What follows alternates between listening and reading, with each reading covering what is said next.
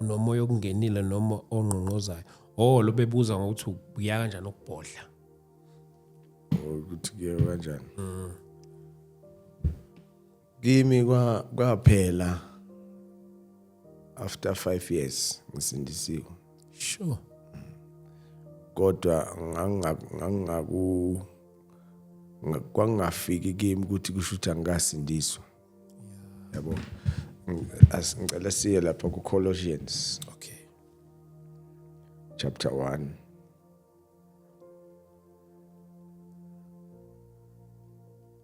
Colossians chapter 1 Colossians manje uzizwa njani umzalwane usuyaphodla lapha akithi lesi kwase ngokujwayele vele babe ngaxaya abazalwane ukuthi hayi la kumfundisa ebhodla baningi nje laba babhodla laba babhodla kakhulu baphatha icoke engathi bephuza icoke enzeni bephuza icoke Ekuna ukubhodla. Kube yehle ukubona. Hey, Colossians chapter 1 verse 11 to 13 11 to 13. What is strengthened with all might according to his glorious power unto all perseverance and long suffering with joyfulness, giving thanks unto the Father, which hath made us meet to be partakers of the inheritance of the saints in light, who had delivered us from the power of darkness, and hath translated us into the kingdom of his dear Son. NIV lapha nesithi being strengthened with all power according to his glorious might, so that you may have great endurance and patience, and giving joyful thanks to the Father, who has qualified you to share in the inheritance of his holy people in the kingdom of light. For he has rescued us from dominion of darkness and brought us into the kingdom of the Son he loves, in whom we have redemption, the forgiveness of sins. Amen. Yeah. Amen. So besifuna ke lapha ku verse 13, who had delivered us from the power of darkness, and had translated us into the kingdom of his dear Son. So it's your strong conviction. Okay. The word of God is your strong conviction. Verse 11, that's strengthened with all might according to his glorious power unto all patience and long suffering with joyfulness. 5 years. Oh. All patience, long suffering with joyfulness. But I was strong from the inside. I was strengthened with all might, fully convinced, fully persuaded. Sure. I'm a child of God. I'm delivered from the power of darkness. So njengomuntu oke wahlala olwandle loya 19 hours. Kusho nana manje ngabe ngisafunana ne deliverance.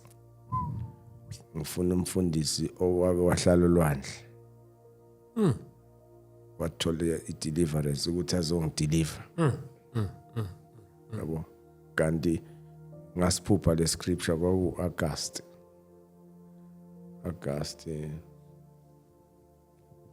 2011. Okay.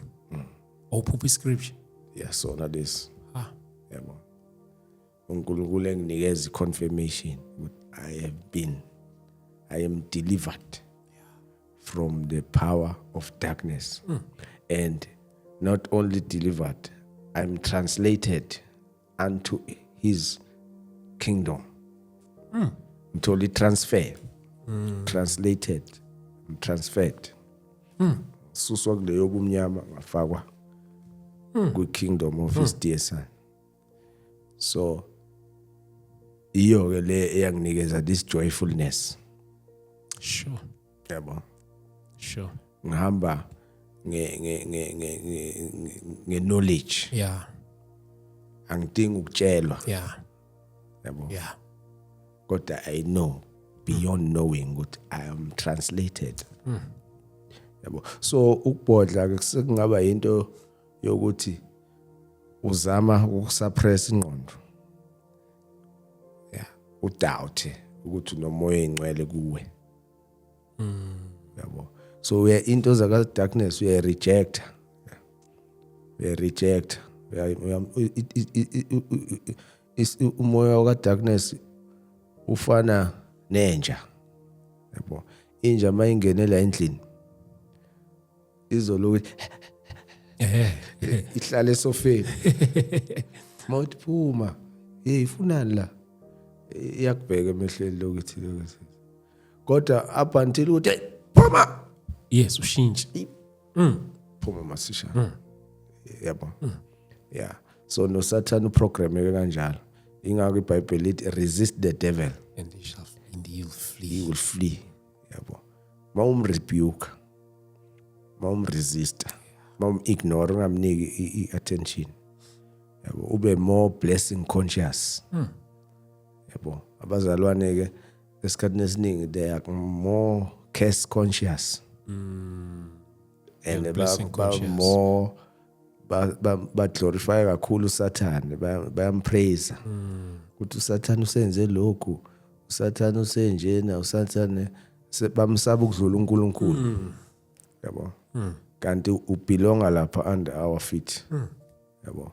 So i-deliverance fanele kube into eba yi-once off. Siya kuso ke scripture sakhona manje siyi-theme. Okay. Yeah, fanele kube into eyi-once off. Kodwa ayikho once off mhlambe ukuthi uzoyenza konke sekuhambile in terms of ukuthi lo kade khona amanye ama symptoms uzothi nini how ayisekho lento ebiloko ikuhlupha or usawezwa ubhlungu bakhona yabo. Kodwa akusho ukuthi leyo nto ifana nalento abadutalako. Yeah. Yalazi utalako. Yeah.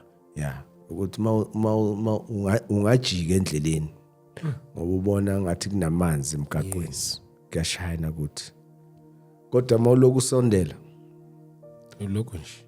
uyabona ukuthi uyafika ku destination yakho.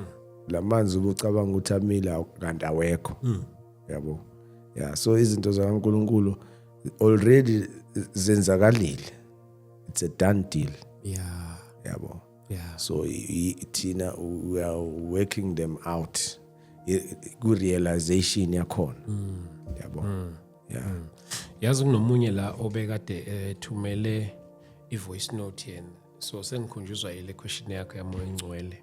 I mean le comment yakho relating to umoya engcwele. Ngizocela nje ukuyidlala le voice note mfundisi ngoba yena uthi akakhonanga ukuthi abhale lapha. Uthi lo mzalwane okay. uJesu Kristu inkosi babudlamini. Baba ngiyaxolisa ukuthi ngingene la ku WhatsApp ngiyahluleka straight angi-understand ini efuna ngiyenze lapha ku YouTube ngifuna ukufaka umbuzo ngoba dosho ukuthi ubabxabo uyamshutha namhlanje sisome sinembuzo njalo njalo. So bengicela ukubuza ke baba ukuthi ke manje wena ufuna umbuzo engicela ukubuzela yona ile ukuthi umoya kaNkuluNkulu umoya ongcwele.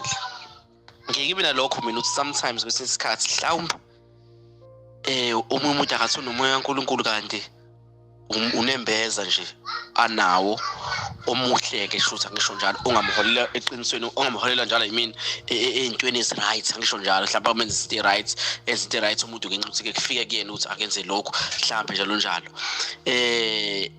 onjani futhi lo uthi umuntu uzothi ke yena ubuzile mhlawumbe into ethize umoya engcwele wathi yabona ngabe umoya engcwele shuthi niyeba ne-conversation yakwazi ukuba ne-conversation noma uyena ugcina usakhuluma nje na asho kusho mhlawumbe let's say aveze iphupho noma asho mhlawumbe one word noma asho inkulumanyana nje umusho omfishane noma ungaba mude bese kuthi-ke sekhulumile nje kuphele kanjalo siyathula-ke emva lokho awukwazi nokumbuza something aphinde akuphendule libe ne-conversation noma ungama-levels umoya engcwele kahle usebenzane ngoba egcine into ithi-ke kwesinye isikhathi uthi uzodide ungazi noma umoya engcwele ukhulumeke le nto mhlawumbe kufika into ethize kuwena okufika umcabango othize awazi umoya engcwele noma umcabango nje yabona so kahle how do you surely know ukuthi-ke unomoya kaNkulunkulu nomoya ongcwele uzazi kanjani unomoya ongcwele ubona kanjani uyibona kanjani-ke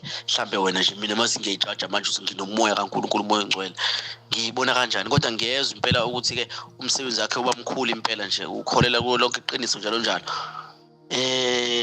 kodwa manje-ke ngibuza ngoba nami I'm doubting ngiyadoubt kakhulu futhi nje hayi ayithi ngine-show unless-ke angazi kuthiwa ngabe kunjani ukuthi-ke ngithi nginawo baba ngicela ukungande kakhulu nje ilokho lo mbuzo wami ukuthi ubona kanjani uma unawo. Okay, ngithemba ukuthi izwa ubona kanjani ukuthi yes. Okay, according to Acts chapter 2